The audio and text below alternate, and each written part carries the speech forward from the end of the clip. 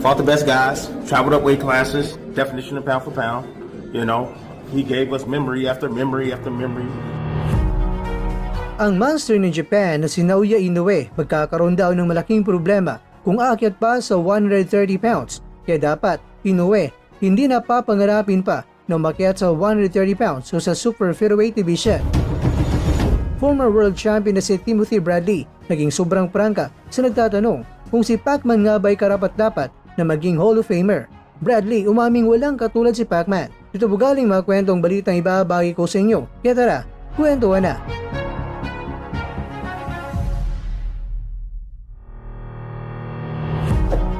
Kung mas malaki ang boksingero ay mas mahirap silang pabagsakin. Tila ba ito ang filosofiya ni Naoya Inoue sa ngayon? Dahil gaano man kataas ang kanyang inakyat, ang kompetisyon ay hindi maaaring samantalahin ang pagkakaiba sa laki. Sa 122 pounds, nagawa na niya ang